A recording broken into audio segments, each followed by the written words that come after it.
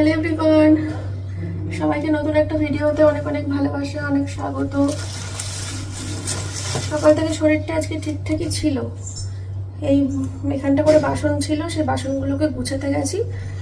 বাসনের আওয়াজ, সেই আওয়াজে বুক ধরপড় ধরপড় করছে এখনো পর্যন্ত। এখনো বুকে হাত দিচ্ছি, বুকের মধ্যে ধরপড় ধরপড় ধরপড় আওয়াজ হচ্ছে বাসনের আওয়াজে। আর একটা জিনিস লক্ষ্য করলাম, আমার নিজের কথার আওয়াজ নিজের কান অবধি ঠিক মতো পৌঁছাচ্ছে না, কানে তালা লেগে যাচ্ছে, একটু বাদে বাদে কানে তালা লেগে যাচ্ছে। যাই হোক, চলো এসব চলতে থাকবে, তার মধ্যে দিয়ে জীবন। আর এই যে শাক, একটু শাক অর্ডার দিয়েছিলাম, না ওই লাবড়ার তরকারির মতো করবো না, একটু শাক ভাজা খেতে ইচ্ছে হচ্ছে। তো বেশ ভালো হয়েছে, পাতা পাতা আছে অনেক। পাতা কম থাকলে আবার শাক ভাজাটা করতে পারতাম না, শাক ভাজা খেতে হবে। অনেক পাতা আছে, ডাঁটাগুলোকে রেখে দেবো, ডাঁটাগুলো দিয়ে পরে যা হোক হবে, পাতাগুলোকে ভাজা হবে। কাঁচা লঙ্কা কালো জিরে দিয়ে, রসুন তো ঘরে নেই, পেঁয়াজ দিয়ে, রসুনটা বলে দিলেই দিয়ে যেত, মাথাতেই নেই আমার। এত ভুলো মন হয়েছে দুদিন ধরে, মারাত্মক ভুলো মন হয়েছে। আর আমার বড়মশাই হয়ে গেছে পাগল, নিচের ঘরগুলো মুছলো, মুছে চলে গেছে ছাদের ঘর মুছতে, সিঁড়ি মুছছে, জনির ঘর মুছছে, সারা বাড়ি মুছে মুছে বেড়াচ্ছে সবাই করে।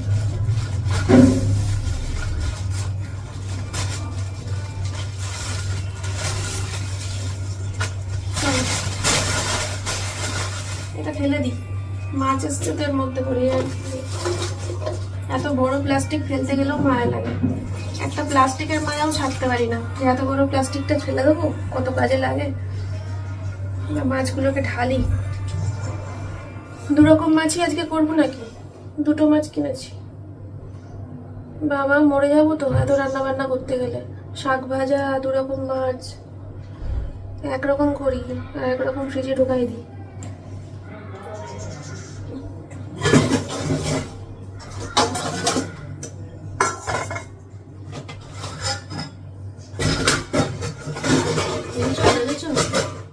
এই যে যে আওয়াজগুলো হচ্ছে, এই আওয়াজগুলো বুঝেছো, এই আওয়াজগুলো নিতে পারছি না আমি। এই আওয়াজগুলো হলো তো বুকের মধ্যে ধরপড় ধরপড় ধরপড় করছে।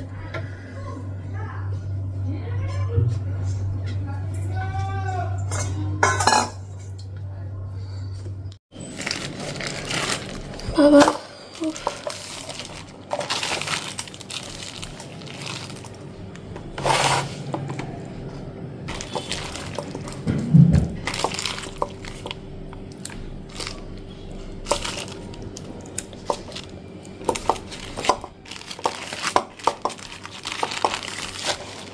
শাকটা একদম টাটকা, দেখেছো বন্ধুরা, বারবার করে পুঁই শাকটার দিকেই চোখ যাচ্ছে। সবুজ টাটকা জিনিস দেখেও ভালো লাগছে। তো মাছ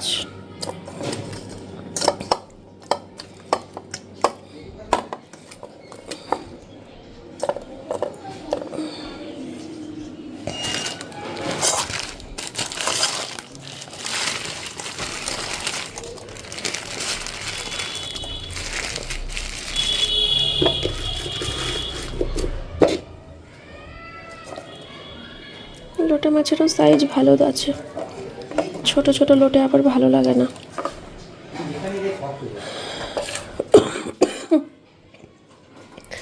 কোনটা করব আজকে বন্ধুরা? দেখো, মাছটাকে নুন হলুদ মাখিয়ে নিয়েছি ভালো করে ধুয়ে। আর এখানে আলু পটল আর ঝিঙেটাকে ভালো করে ধুয়ে নিয়েছি, কেটে মাছের ঝোলটা বসাই, পরে পুঁই শাকটা করবো। হ্যাঁ, মানে আগে এদিকটা একটু এগিয়ে নিই। সকালবেলা উঠে যখন ভিডিও শুরু করলাম, বেশ কিছুটা এনার্জি ছিল, শরীরটাও ঠিক ছিল।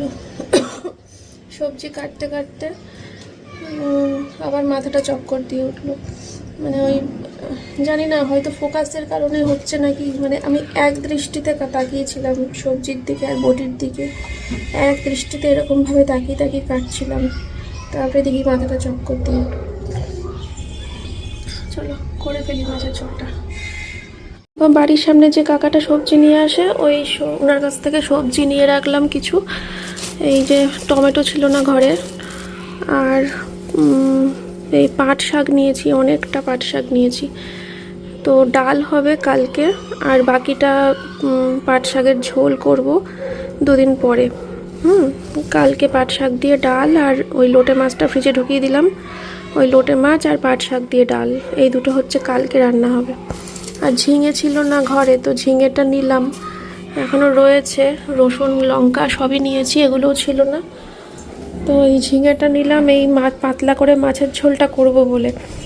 মেথি ফোড়ন দেবো, মেথি ফোড়ন দিয়ে আদা পেঁয়াজ রসুন কিচ্ছু দেবো না, পাতলা করে মাছের ঝোল হবে। হ্যালো এভরিওয়ান, অনেকটা সময় পরে আসলাম। দেখো ক্যামেরাটা কেমন ঘোলাটে ঘোলাটে হয়ে গেল। কি হচ্ছে? সে জড়িয়ে ধরলো আমাকে। মা শোনা, আমি এখন বাজে হচ্ছে 1:40, রান্না প্রায় শেষের দিকে, শুধু শাক ভাজাটা করতে বাকি আছে। এখানে দেখো কাটার মেশিন, এটা হচ্ছে কাটার মেশিন। সকালবেলায় মেশিনে পুঁই শাক দিয়েছিলাম, পুঁই শাক কেটে বেরিয়ে আসলো। তারপরে মেশিনের মধ্যে রসুন দিলাম, রসুন ছুলে বেরিয়ে আসলো। এখন এই মেশিনের মধ্যে পাট শাক রেখে দিয়েছি, এরপর দেখবে পাট শাক কেটে বেরিয়ে এসছে। তোমাদের কি লাগবে এরকম মেশিন, কাটার মেশিন? তোমাদের লাগলে বলো, পাঠিয়ে দেবো। চলো, তো মা একটু আগেই এসছে আর কি। আমার মাছের ঝোলটা তখন শেষের দিকে প্রায়, তখন এসছে। তো মাকে বললাম যে তুমি ইয়ে করো, পুঁই শাকটা কুটে দাও, এবং পুঁই শাকটা তার ভাজা করে ফেলি। এখানে ভাত হচ্ছে, ভাত বসিয়ে দিলাম। আর এই যে পুঁই শাকটা, তো এই শাকটা এখন ভাজবো। রসুনটা কোথায় গেল? আমার রসুন, ও তলায়। এই যে এই রসুন, কাঁচা লঙ্কা, কালো জিরে, রসুন দিয়ে শাক ভাজা হবে। তোমরা পুঁই শাক কীভাবে খাও? সবসময় কি পুঁই শাকের চচ্চড়িই খাও, কুমড়ো আলু পটল দিয়ে? হ্যাঁ, কোনো দিন কি পাতাগুলো কাঁচা লঙ্কা, কালো জিরে, রসুন দিয়ে ভেজে খেয়েছো? জানিও তো। আমি কিন্তু এই খাবারটা আমার মায়ের কাছেই শিখেছি। আমি আগে জানতাম না, পুঁই শাক মানেই আমি জানতাম আলু কুমড়ো পটল দিয়ে লাবড়া। কিন্তু এই শাক পাতাগুলো যে ভাজা খাওয়া যায়। আর এই হচ্ছে মাছের ঝোল, আলু পটল ঝিঙে দিয়ে মেথি ফোড়ন দিয়ে, কোনো রকম মশলা ছাড়া ট্যাল ট্যাল করছে। আর তার সাথে খোলার সাথে সাথে একটা সুগন্ধে একদম রান্নাঘর একদম হেব্বি গন্ধ বেরিয়েছে। আসলে মেথি ফোড়নের রান্না না, গন্ধে মমা করবেই সারা বাড়ি। বন্ধুরা, আমার শাক ভাজা কিন্তু একদম কমপ্লিট। কাঁচা লঙ্কা, কালো জিরে, রসুন দিয়ে পুঁই শাক, আর এই যে বড় মা দিয়ে গেল হেলদি অ্যান্ড টেস্টি টেংরির জুস। তো চলো সোমনাথকে একটু দিই, আর আমি তো খাবোই। আর আমার মেয়েটাকে দেখি জোর করে যদি একটু খাওয়াতে পারি। আর আমার মা, আমি, আমাদের এসব জোর টোর করতে লাগে না। মা আর আমি ভালোবাসি, সবাই মিলে খাবো, ঠিক আছে?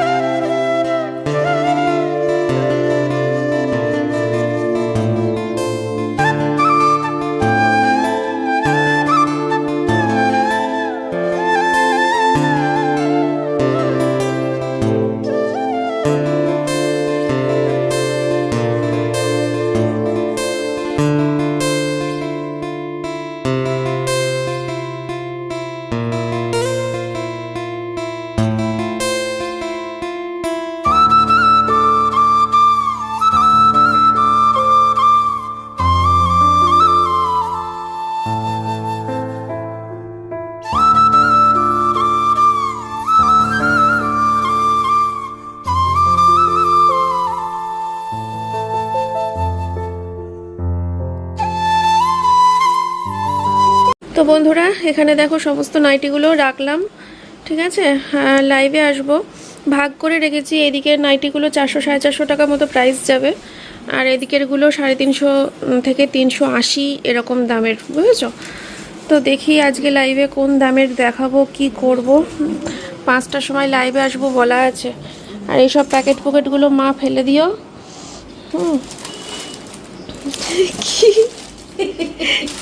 কিছু একটা অনেক গোপন আলোচনা করছিল, বুঝলে। ফট করে ক্যামেরা অন করে সামনে চলে এসেছি, দুজনেই চুপ করে গেল। আমরা একটুখানি নুকি কথা কইছিলাম। সবাইকে শুনিয়ে সব কথা কইতে হবে না, তোমার ছাগলাকে নিয়ে দেবা, নিয়ে যাও ছাগলাকে দেওয়ার জন্য।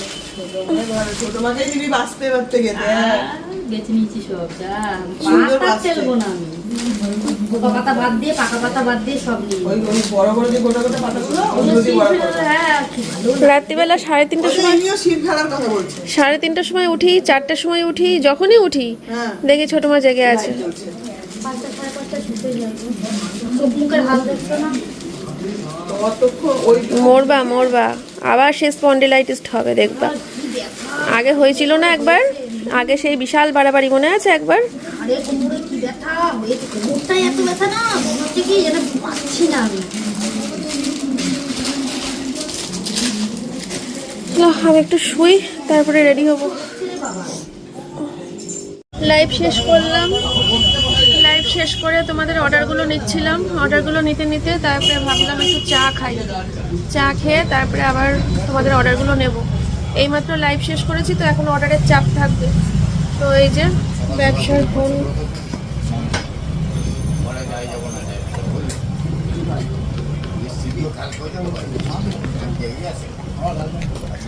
এই যে ব্যবসার ফোনটা একদম নিয়েই বসেছি। এখন চা খাবো আর অর্ডারগুলো নেব, ঠিক আছে। এভাবে লম্বু বলে মনে হয়, প্যাটিস। এই যে আমার চা। দেখো আমি বাড়ির বাইরে বেরোলেই বৃষ্টি শুরু হয়ে যায়, কি জ্বালাতন বলো তো। চা খাওয়া হয়ে গেছে প্রায় 40 মিনিটের ওপরে হলো, বসে আছি, বৃষ্টি কমছে না।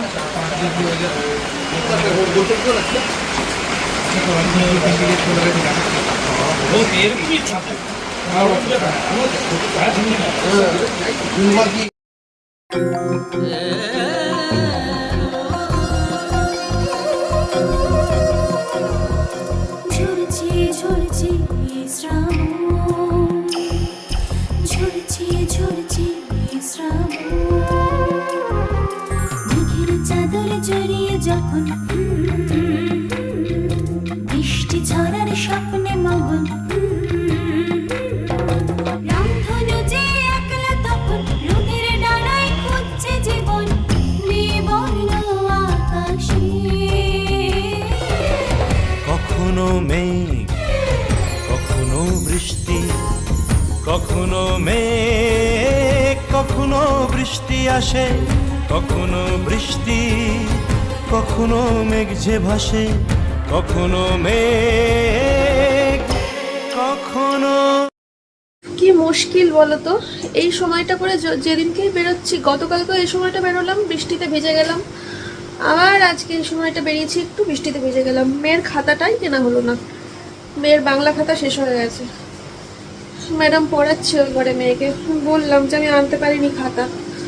হঠাৎ করে এমন বৃষ্টি শুরু হয়ে গেল, বাপরে বাপ, সে মানে বলার কথা না। কতক্ষণ তো ওয়েট করলাম দোকানে বসে বসে, কমছে না কমছে না কমছে না। লাস্টে যখন সামান্য একটু ধরেছে তখন বেরিয়ে আসলাম। তাও কি পুরো ভিজে গেছি, পুরো ভিজে গেছি। কালকে সব মেশিনে দিয়ে দিয়েছিলাম, আজকে আর মেশিনে দেবো না, সিঁড়িতে মেলে দিই, এগুলো শুকাক।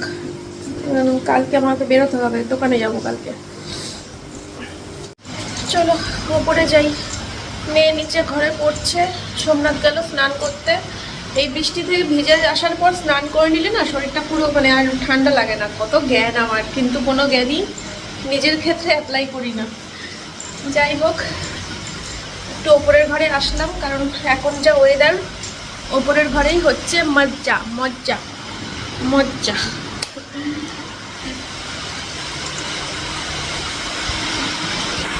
বাবা, শান্তির ঠিকানা। এই ওপরের ঘরটা হচ্ছে আমার শান্তির ঠিকানা। আমার কিন্তু এখন হাত পা কাঁপা, মাথা ঘোরা এগুলো কিছু হচ্ছে না। মানে না, মাথা ঘোরাটা আছে, মাথা ঘোরা না, টাল খাওয়াটা আছে, কিন্তু হাত পা কাঁপা টাপাগুলো ঠিক হয়ে গেছে।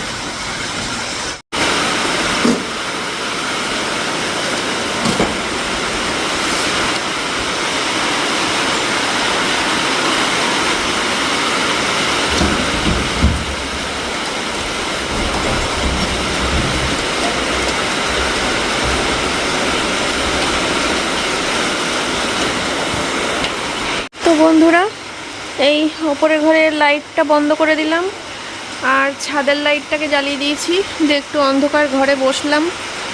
একটু বসি আধা ঘন্টা, তারপরে নিচে গিয়ে খাওয়া দাওয়ার ব্যবস্থা করব ম্যাডামের ছুটি হলে। বন্ধুরা, আমাদের রাতের খাওয়া দাওয়া কিন্তু কমপ্লিট পুরোপুরি। এখন বাজে হচ্ছে 10:20। হ্যাঁ, আমার রাতের বিছানাও হয়ে গেছে দেখো। তো আমি এখনই শুয়ে পড়বো। এদিকে দেখো সব লাইট ফাইট অফ করে দিয়েছি, রান্নাঘর মুছে আসলাম পরিষ্কার করে। আর দিদি তো আজকে সকালেও আসেনি, আমি ভাবলাম মনে হয় বিকেলে আসবে। ভাগ্যিস সোমনাথ ঘর ঝাড় দিয়ে মুছে নিয়েছিল, কারণ আমি ওকে বলেছিলাম যে তুমি শুধু ঝাড় দিয়ে রাখো, মুছতে হবে না। দিদি তো বিকেলে আসবেই। ও বাবা, দেখি বিকেলেও আসেনি। ভাগ্যিস সোমনাথ মুছে নিয়েছিল। ও তো রাত্রিবেলা করে বাসনটাও মাজতে যাচ্ছিল। না, ওর জ্বরটা এখন ঠিক হয়েছে, এখন ওর শরীরে কোনো সমস্যা নেই। মাঝখানে তো জ্বর বলে 2 দিন পুরো বিছানায় শুয়েছিল। ওই জন্য মা আমাকে নিয়ে ডাক্তারের কাছে যাওয়া টাওয়া সব কিছু করছিল। আর আমার এত রাগ ধরছিল মানে কিছু কিছু ভিউয়ার্সদের ওপর, যার জন্য আমি উল্টো পাল্টা যা মনে এসেছে তাই কমেন্টের রিপ্লাই করে দিয়েছি। এত মাথা গরম হচ্ছিল, যেখানে আমি ভিডিওর মধ্যে বারবার করে বলছি যে সোমনাথের প্রচণ্ড জ্বর, তারপরেও দেখি কিছু ভিউয়ার্স কমেন্ট করছিল যে তোমার বর কি গো, তোমাকে নিয়ে ডাক্তারের কাছে যেতে পারে না, ঘরে বসে থাকে। মানে আজও পাবলিক ভাই, আজও পাবলিক, এরা যে কোথার থেকে আসে। যেখানে আমি ভিডিওর মধ্যে বলছি যে সোমনাথের প্রচণ্ড জ্বর, ও শুয়ে আছে, নড়তে পারছে না, বলছি, তারপরেও কমেন্ট করছে তোমার বর কি গো, তোমাকে ডাক্তারের কাছে নিয়ে যেতে পারে না, ঘরের কোনো কাজ করতে পারছে না। মানে এরা চোখ থাকতেও অন্ধ, কান থাকতেও কালা, ইচ্ছে করে এই টাইপের কমেন্টগুলো করে, ইচ্ছে করে। মানে শুনছে, কিন্তু আমি বলছি ভিডিওর মধ্যে সোমনাথের খুব জ্বর, শোনার পরেও ইচ্ছে করে কমেন্টগুলো। যাই হোক, এদিকে কিছু বলার নেই, যা মনে এসেছে তাই রিপ্লাই দিয়েছি আমি। আমার ভিউয়ার্স, আমার বাজে ভিউয়ার্স বাজে কমেন্ট করবে, আমার মন যা চাইবে আমি তাই রিপ্লাই দেবো। আমার ভালো ভিউয়ার্স আমার যা মন চাইবে আমি তাই রিপ্লাই দেবো। ভালো রিপ্লাই, খারাপ রিপ্লাই সব আমার অধিকার আছে। আমাকে যদি ওদের বলার অধিকার থাকে, আমারও ওদেরকে বলার অধিকার আছে। আমি একজন ক্রিয়েটার বলে চুপ থাকবো, ওরা ভিউয়ার্স বলে যা খুশি বলবে, সেটা কখনোই হয় না। আমার পূর্ণ স্বাধীনতা আছে আমার কমেন্ট বক্সে। আমার ওদের মতামত জানারও যেমন অধিকার আছে, স্বাধীনতা আছে, তেমন ওদের মতামতের ওপর ভিত্তি করে আমার মতামত জানারও আমার পূর্ণ স্বাধীনতা রয়েছে। যাই হোক, তো ও তো বাসনটাও মাজতে যাচ্ছিলো এবেলা, বলে আমি বাসন মেজে দিই করে যাচ্ছিলো। আর আমি বললাম দাঁড়াও, আগে আমি দিদিকে ফোন করি একটা, তারপরে দিদি যদি না আসে তাহলে তুমি বাসন মেজে দিও। তারপরে দিদিকে ফোন করলাম, দেখি ফোন ধরছে না। আমার রাগটা ওখানেই। আসবে না, খুব ভালো কথা। সকালবেলা যেমন ফোন করে বলে দিল আমি আজকে আসবো না, খুব ভালো কথা। তাই বিকেলবেলাও একটা ফোন করা উচিত ছিল যে আমি বিকেলেও আসবো না।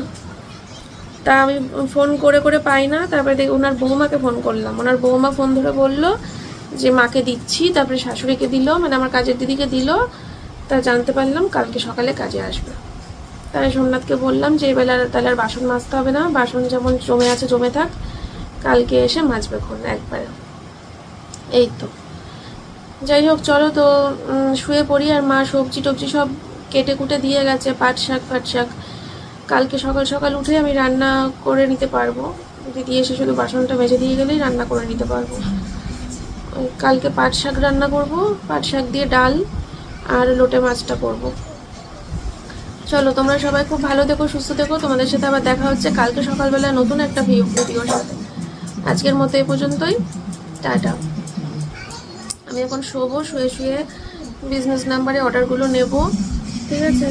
কারণ ঘন্টাখানেক অফ ছিলাম, যেহেতু ঘরের কাজ বাজ করছিলাম, খাওয়া দাওয়া করছিলাম। চলো, টাটা।